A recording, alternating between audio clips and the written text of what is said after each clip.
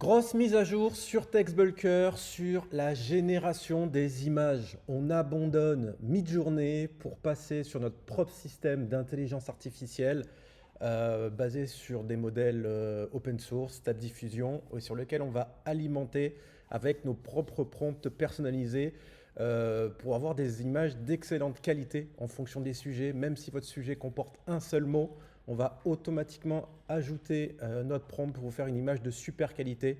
Je vais vous montrer ça en démo avec une toute petite formation et avec des exemples qui peuvent souvent poser problème sur Midjourney avec des images de mains mal faites, des images de fruits mal faites, des images de meubles mal faits. Je vais vous montrer tout ça avec également les nouvelles options qu'on a ajoutées sur les images. Donc, comment ça se passe? Donc sur Midjourney, donc vous pouvez générer des images de plusieurs façons. Soit vous allez ici dans vos images, vous avez la liste de l'ensemble des images qui ont été générées. Vous pouvez générer sans forcément générer d'article une image. Donc par exemple, je veux générer une image. Donc on va mettre ici un mot-clé à problème. Donc par exemple une main, enfin ongle rouge sur une main. Voilà, c'est le genre d'image qui pose problème. Vous savez, les images basées sur l'intelligence artificielle, elles ont toujours des difficultés pour générer des pieds, des jambes droites, des mains. Voilà. Ici, c'est une nouvelle option sur laquelle on a communiqué la semaine dernière sur Twitter et sur les réseaux. Vous avez également la possibilité de sélectionner votre format d'image. Donc, c'est vrai qu'on en a marre de plus en plus quand on veut optimiser notre site sur Google PageSpeed, que Google nous dise sur les images que les images, on peut les optimiser avec le format WebP, qu'il faut convertir, qu'il faut alléger les images. Bah là, directement sur TextBulker, vous avez la possibilité de générer des images directement au bon format. L'avantage aussi, c'est que le format WebP vous permet d'avoir également d'intégrer des exifs. Donc les exifs, si je clique, ça vous permet de mettre des méta tags dans vos images avec le nom de l'appareil photo, la latitude, la longitude. Tout ça, c'est des informations que le moteur de recherche peut consulter pour l'aider, pour classer les images après sur Google Images. Et je vais faire une demande de génération d'images. Voilà. Voilà, l'image se génère. Une amélioration également, c'est au niveau de la vitesse. Avant, il pouvait y avoir des ralentissements parce qu'il n'existait pas d'API entre guillemets officielle Midjourney et en fonction de la charge, ça pouvait mettre du temps. Là, vous allez avoir l'image en à peu près moins d'une minute à peu près. Voilà. Ici, si je reclique dessus, vous avez vu qu'à chaque fois quand je clique sur la pop-up, ça me remet ici par défaut le JPEG. Ça peut être un petit peu embêtant si vous voulez gagner du temps ou si vous utilisez TextBulker au niveau de l'API, de par défaut avoir le format WebP. Donc ici, si vous allez dans Préférences, on a ajouté une nouvelle option sur le menu. Si vous allez dans Mes préférences, vous avez la possibilité, donc par défaut, pour ne pas impliquer des problèmes de compatibilité à ceux qui ont déjà utilisé notre API et qui utilisent déjà notre API, par défaut, ça reste en JPEG, mais vous avez la possibilité ici de mettre le format par défaut WebP. Voilà. En modifiant cette option, ici, du coup, sur l'interface et à la fois sur l'API, par défaut, ce sera au format WebP. Voilà. Donc on a fait ça pour pas que vous ayez des problèmes de compatibilité.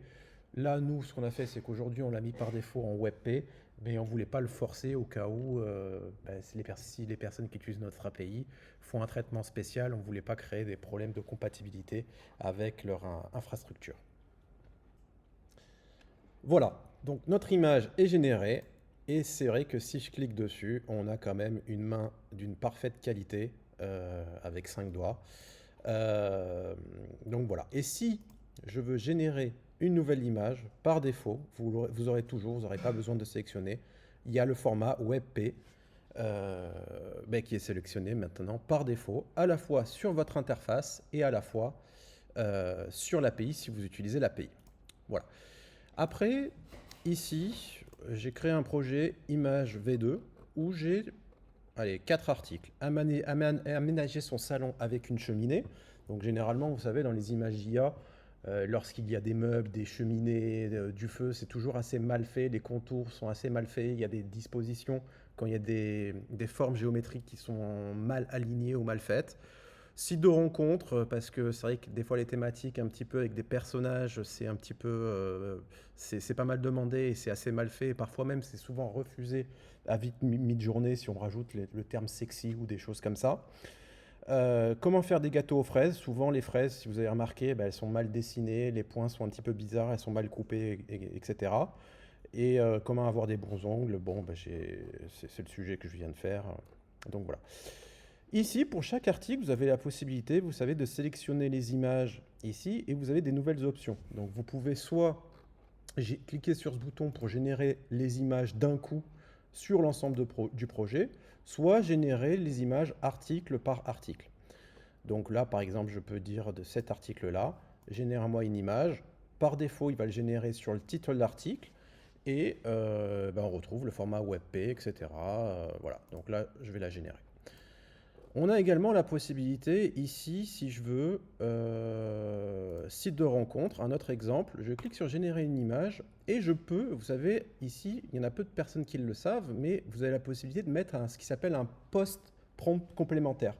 Donc par exemple, si je veux, pour mon site de rencontre, avoir également une femme, je sais pas moi, sexy sur un iPhone, je peux le mettre en complément du prompt lié donc au site de rencontre. Donc je génère cette image, comme ça vous verrez également le résultat.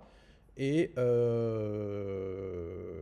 gâteau aux fraises, pareil, bon, je vais aller dessus, notre article, et je vais générer également l'image directement pour que vous constatiez un petit peu la qualité des images. Voilà.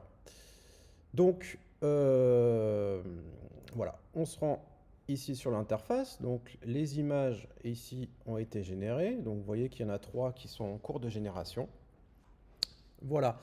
Donc, on a nos images de nos 3 articles. Donc, si je clique sur l'image, donc voilà, vous voyez un petit peu la qualité et les détails, voilà, du couteau, des fraises qui sont cette fois bien coupées, les petits points. Vraiment, c'est vraiment une qualité incroyable.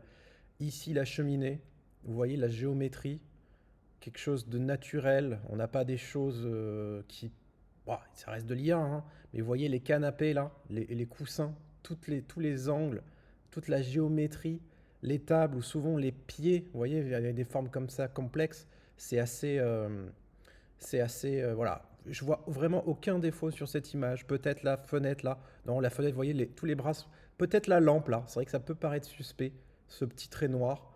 Mais voilà, si on ne sait pas que c'est une image IA, voilà, on ne peut pas le savoir. Donc ici, on a le détail. Ici, on retrouve ici en condition additionnelle femme sexy sur iPhone. Donc le post-prompt que j'ai mis qui permet en fait d'aller un peu plus loin sur votre image. Et on voit ici, voilà, une femme. Donc j'ai précisé un iPhone. Donc voilà, on voit pas le logo parce qu'elle le cache avec ses doigts. Mais voilà, on voit quand même que l'image est pas trop mal. Bon, au niveau des doigts, vous voyez, à chaque fois c'est mal fait. Bon, on voit quand même qu'il y a 5 doigts. Et voilà, et puis il y a cet effet comme ça d'arrière-plan de flou qui fait vraiment image professionnelle. Voilà, pour moi, voilà, il y a pas de défaut. Voilà, il faut vraiment se concentrer peut-être sur pour vraiment voir que c'est de l'IA. Mais voilà, ça vous permet maintenant d'avoir des images de meilleure qualité. Et puis c'est surtout l'avantage sur des sujets avec des termes génériques, avec des fois un simple mot-clé, bah, vous aurez toujours une image qui peut paraître voilà, naturelle. Voilà, après, il peut y avoir toujours des erreurs, hein, ça reste de l'IA, mais, mais c'est quand même, on est vraiment très très très content des résultats. Donc pour résumer, vous avez maintenant sur TextBulker des images de meilleure qualité. Elles se génèrent beaucoup plus rapidement.